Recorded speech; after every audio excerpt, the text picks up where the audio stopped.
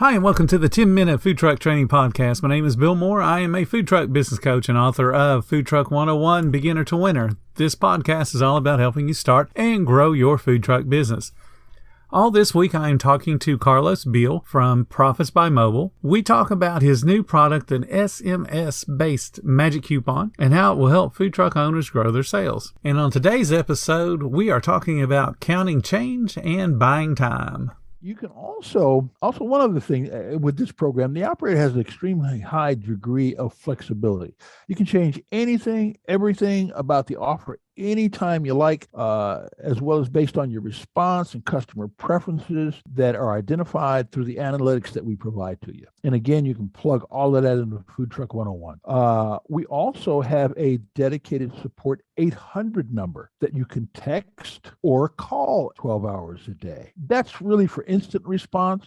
We actually look at it after the 12 hours, but we really have to resist the workaholic in us in order to do that.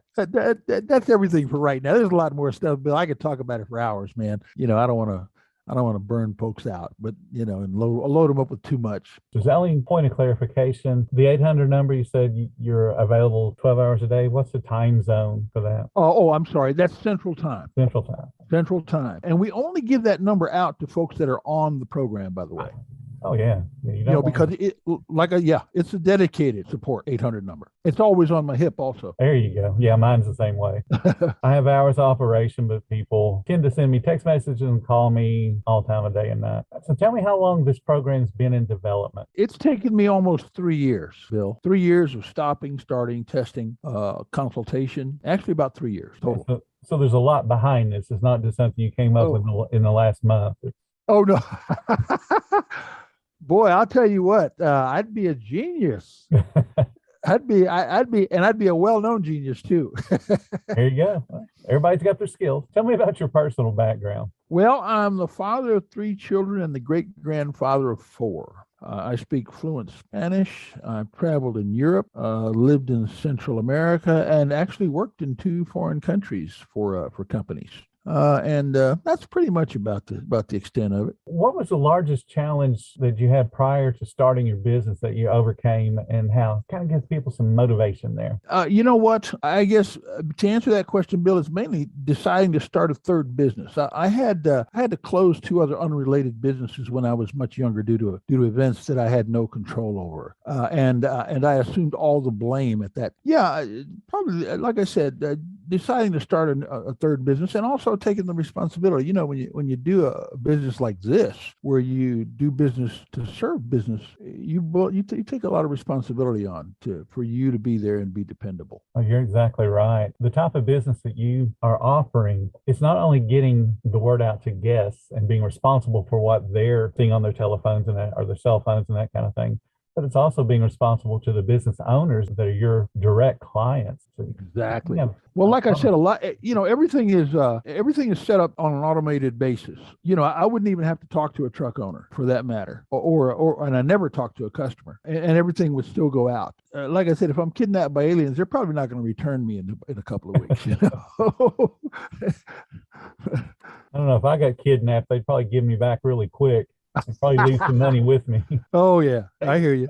Let's finish this sentence. On your off days, you can usually find me. On your off days, you can usually find me in your pocket. That's a neat way of saying that. Well, you know what? That's the truth. We've got that dedicated 800 number, and your businesses are highly mobile. So theoretically, you're using a mobile phone, and you're not plugged into the nearest telephone pole where you can shimmy up that and plug in some way. You just call or text the client-only dedicated support number, 800 support number. And like I said, you can usually expect a response between 7 a.m., 7 p.m. Central Time, 12 hours a day, occasionally longer. Let me ask you this. We've been talking about marketing this whole couple of, almost an hour we've been talking. Tell me about your business experience, or do you even have business experience outside of marketing? I have some business experience, but 95% of my adult life, Bill, I've been involved in sales and marketing. I've always loved it. Got introduced to it at a very, very young age, and and just don't do anything else. Don't even think about anything else. Yeah, I'm the same way. My entire life has been some type of food service, whether it's a restaurant or a food truck. So I'm the exact same way. I can't imagine doing something else. It's addictive. Yeah, I don't even think I could do something else, because I'd always be looking at it from the standpoint of, can we do this better? Can we do this faster? And that's all the food business is. Let's talk about your education. Tell me about your overall education. Bill, I gained a college degree in child psychology and speech therapy from a private university while I was working two jobs and managing a small apartment building. This was back in the 70s. That's pretty much all there is to talk about there. But you got a whole bunch of experience. People don't even consider their work experience as education, because you've learned a whole bunch of stuff through the course of the years you've been working. Oh yeah. I've been growing up a long time, man. I started. I started when I was 10 years old, working for my dad in his business. He had a pharmacy. Like any other pharmacy that Walgreens or something like that you might walk into. Only his was much smaller, and he had a lunch counter in it. And if you remember, though, back in those days, lunch counters were very, very popular. They were the fast food restaurants. They existed before McDonald's. Matter of fact, I remember going to the first McDonald's in Chicago. This occurred in Chicago, by the way. I grew up in Chicago. At 10 years old, Dad had me, my sister, my mom, and my other brother all working in the business. And we all did a variety of things. And at 10 years old, I learned how to count change, how to speak with a customer, how to count inventory, how to replenish inventory, how to help a customer, how to address the customer. Back in those days, coffee really was 10 cents a cup, I remember those days. Yeah. And I'll tell you what, again, my propensity for running my mouth, even back then, you can't imagine the volume of information that I got from the folks who were old timers back then, even how to handle money, that I recall now. How to buy insurance stuff. Anyway, I there I go. That's okay. That's okay. You got me back in the time zone here. I'm the same way. I'll have an idea and I'll just run with it. And I like hearing about other people's experiences, because we can all learn something from everybody. It's just that little word that you say, or that little sentence is, oh yeah, that makes sense to me. And then you have that whole spark of creativity. So absolutely. Sure. I love hearing stories. As a matter of fact, while you were talking, you talked about counting change. And the question that popped in my mind, and this is just how random it is, but I always am focused on helping people to understand their own business. Tell me how you count change back, or how you learn to make change. Well, keep in mind, this was long before the cash register told you how much money to give folks back. Obviously. The way that I was taught to count change is that, of course, you establish that you've got in excess, you've received in excess of what it costs. And then what you do is, I don't know if you remember, these were the old Sweda cash registers. Mm-hmm. They were the cat's meow at the time. Yep. You remember those, huh? I do, yeah. I've been around a while too. We're dating ourselves here, Bill.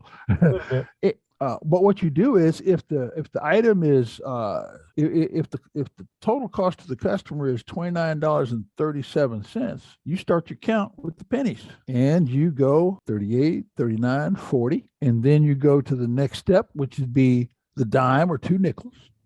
Another 10 cents, 50, and then the quarters, bingo. And if he's got any dollars coming back, if it was $15.37 and I've counted the change, I'm now at $16, and I go through and I pull my ones. Yep. 16, 17, 18, 19, get up to the $20 that they gave me. Then I turn around and count it back to the customer. So now it's been counted twice. A lot of times folks don't get that these days. No. But a customer, you don't necessarily have to count the change every time, but if he's giving you enough to give him back bills rather than just handing him a bunch of bills that are fanned out, well, I'll tell you what, there's nothing like showing a customer respect by counting his bills back out to him. Exactly. That's old school for me. Go ahead. No, you are exactly right. That's the same way that I learned, because I can date myself too. Back in the day, your cash register did not tell you how much money to give back. It would tell you the grand total, and you had no way to put any amount into tender, is what the button's called now, the cash tender. That's right. So you had to do the math yourself. And I was taught exactly the same way that you are. I don't do any math. I can count. Everybody can count. So again, like you said, you start with the pennies, count up to the quarter if you're able to, and you just do it that way. Then you count up to the bills. Now, what I like to teach people, and we're going to get off the subject just a hair because this is a teaching opportunity. When you make the change for somebody, just like you said, you want to count the bills back. What that does is it's buying time for the kitchen people to be able to get that order started and get it in process. Ooh, nice. Got to nice. buy that time. So it's a part Excellent. of the script, so to speak, for a cashier. Wow. And That's hot. That's super yeah, hot. and that's a great tip. And a lot of people, when they see a big long line, their mind goes into shortcut mode. Where can I shortcut? How can I shortcut here? That doesn't help you because your cooking process is your cooking process. It can't be shortcut. If it takes 3.5 minutes to cook French fries and your line is 60 people deep, you can't miraculously say, we're only going to cook them for 2. Right. So you got to buy the kitchen folks time to be able to process that order and get the food down, get it dropped, whatever they need to do. And that's why you have a script for the cashiers to go through it, no matter how long the line is, no matter how short the line is. You want to go through that same process every single time. Anyway, that's my teaching moment for the day. Thank you so much for listening to the 10-Minute Food Truck Training Podcast. If you're finding all of the information helpful to your food truck business, please consider becoming a monthly supporter of the podcast. Just hit the support button or follow the links in the description. Every little bit does help keep us going. Join our Facebook group. It's called Food Truck Training. We have a whole bunch of awesome members at all different levels, from just starting to decades-old veterans. They're all there to help each other grow successful food truck businesses. And again, thank you for listening. Come back tomorrow because I got plenty more to say about helping you and your food truck business grow.